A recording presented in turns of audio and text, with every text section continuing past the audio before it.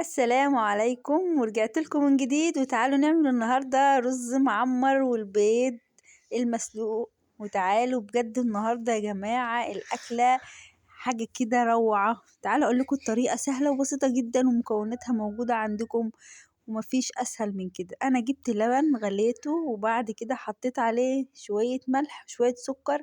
السمنة بقى الجميلة ديت أنا مخلطاها عندي زبدة على سمنة من العادية، وبعدين جبتها كده حطيت معلقتين منهم مع قطعة من الزبدة الصافي وقلبتهم في الرز كده كويس. طبعا حطيت لهم شوية ملح وشوية سكر، هفضل بقى أقلب كده. وبعدين بصوا الحلاوة والجمال، شكل الرز كده وريحته مش عايزة اقول لكم خطير يا جماعة. حتة الزبدة دي بقى بتودي الرز المعمر في حتة تانية خالص، دي زبدة فلاحة اصلي.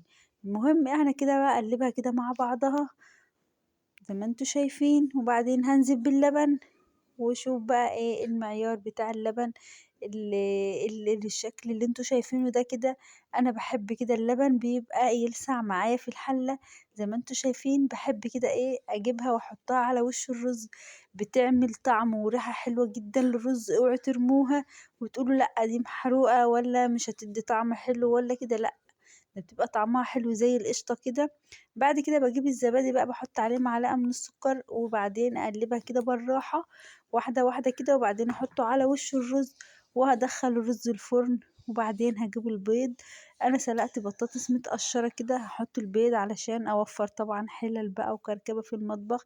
احط السلق كده مع البطاطس وكل شوية هختبر الرز. البطاطس بقى اتسلقت معانا، انا بحب اقشرها واسلقها كده لانها بتبقى سهله جدا وسريعه زي ما انتم شايفين، وبتبقى مرمله في التحمير ومقرمشه. بعد كده هقطعها بقى قطع كده صغيره وهنزل في زيت غزير كده سخن واديلها بقى تحميره حلوه. واو شايفين حلاوه الرز وجماله. يلا منسوش تشاركوا الفيديو ولايك وتعليق جميل منكم.